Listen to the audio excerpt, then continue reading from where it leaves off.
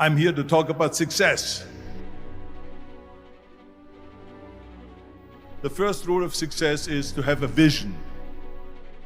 You see, if you don't have a vision of where you go, and if you don't have a goal where you go, you drift around and you never end up anywhere. I mean, as you know, I was born in 1947 in Austria after the Second World War. So I was very fortunate that I stumbled onto my vision. And I didn't really like Austria when I grew up. I couldn't wait to get out of there. I couldn't see myself becoming a farmer or a worker in a factory or anything like that. Even though my parents wanted me to stay there and have a normal life. But that was their vision, not mine. My vision was totally different. I felt that I was born for something special, for something unique, for something big. Then one day I went to school. I remember I was 11 years old, and they showed a documentary about America. And there they showed in this documentary the huge skyscrapers, the high-rises, the huge bridges, the 6-lane freeways, and all of this stuff. And I said to myself, that's where I want to be. I don't want to be around here with these little farmhouses and these little buildings. I want to be in America. One day after school, I walked by a store in Graz. So I went inside and I looked around, and then I saw a magazine. I saw a bodybuilding magazine that had Reg Park on the cover. Reg Park was then a 3-time Mr. Universe. And I saw him on the big screen as Hercules. I read that and I said to myself, wow, this is the blueprint for my life. This is exactly what I want to do. I want to become a bodybuilding champion just like Reg Park. I want to get into movies just like Reg Park. And I want to make millions of dollars and be rich and famous just like Reg Park.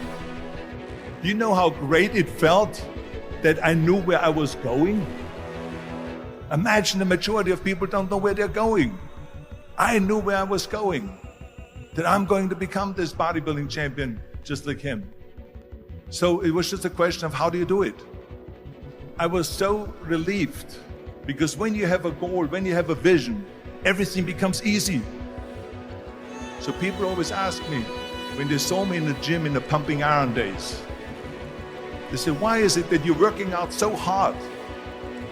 5 hours a day, 6 hours a day, and you have always a smile on your face. And I told people all the time, I said, because to me, I'm shooting for a goal. In front of me is the Mr. Universe title. So every rep that I do gets me closer to accomplishing that goal, to make this goal, this vision turn into reality.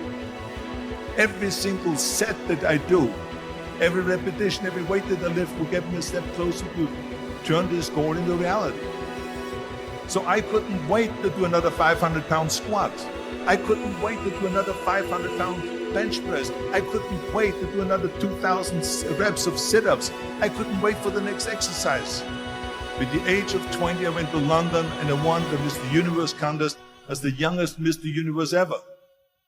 And it was because I had a goal. So let me tell you something, visualizing your goal and going after it makes it fun. You got to have a purpose no matter what you do in life. You got to have a purpose. 74% hate their job in America. Now, this is not much different when you come to Europe. The majority of people don't like what they're doing because they're really not doing it because they didn't have a goal and they followed this goal. They just aimlessly drift around, and then all of a sudden there's a job opening, so they get that job because you have to work. But then when you work, it's a chore. It's work. It's not fun. So if you think about, only a quarter of the people really enjoy what they're doing in life. That is unbelievable if you think about it. So I felt so blessed that I knew what I was doing. It's like a medical student that studies and knows he wants to become a doctor. You know where to go. And the same thing is also in politics. I remember that in politics, I had a very clear vision that I will be the leader of California. That's as far as I could go because I was not born in America, so I could not run for president. So being the governor of the fifth largest state, I should say the largest state, the fifth largest economy in the world, was for me really the ultimate title, the ultimate accomplishment in politics. So even though people came up to me and says, why don't you go and run for something smaller, you're never gonna make it. I ran for governor, and then 2 months later I became governor of the state of California. Again, because I had a very clear vision what I'm gonna do with California. So that's rule number one, have a vision. Rule number two is, don't listen to the naysayers.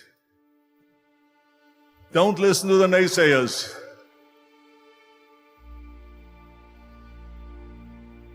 Everything I ever did, the thing that I heard out of people's mouth was, that's impossible. That can't be done. Or no. That is exactly what I heard, and of course I proved to the people that it can't be done. So whenever someone said to me, it can't be done, I heard, it can be done. When they said no, I heard yes. And when they said it's impossible, I heard it is possible. I'm a strong believer of what Nelson Mandela said, that everything is always impossible until someone does it. Well, I'm going to be the one, I said to myself, I'm going to do it and I'm going to show it to them. Maybe it has never been done before. That's perfectly fine with me. But I'm going to do it. And I did not listen to the naysayers. It's all about the hard work that you put in. I said to myself, in bodybuilding, I worked out 5-6 hours a day. I'm going to do the same thing now for acting. And of course I went to college to study English. I studied the accent removal, acting classes, and all of this stuff all day long. I worked and I worked and I worked. And within a short period of time I made one movie called Hercules in New York, which of course went right into the toilet. But it didn't discourage me. I still had the same vision. And then all of a sudden I did Streets of San Francisco. I did Stay Hungry and Pumping Iron and The Villain. And then all of a sudden I was asked by Dino De Laurentiis at the Universal Studio to star in Conan the Barbarian. And after I did Conan the Barbarian, the director at the press conference said to the press,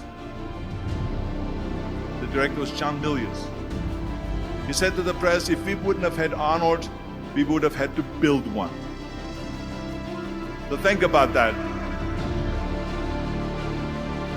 The very body that they said can never be sold because the time is wrong. A few years later, I'm doing Conan the Barbarian, and it was the #1 hit at the box office when it came out in the summer of '82. Think about that. And the director says, if we wouldn't have had his body, we would have had to build one. So all of a sudden, my body became an asset, not a liability. And the same thing was with Terminator. After we were finished filming Terminator, Jim Cameron said to the press, if Arnold wouldn't have had that accent and talked like a machine, I think the movie wouldn't have worked. So think about that. The body and the accent that they attacked was an asset. But I didn't listen to those losers. I didn't listen to them at all. It's just the reality of it is that you cannot listen to the naysayers. So this is a very important lesson for all of you. So when someone says, no, this is a stupid idea, you in your mind, you don't have to say it, but in your mind just say this of you asshole. What do you know?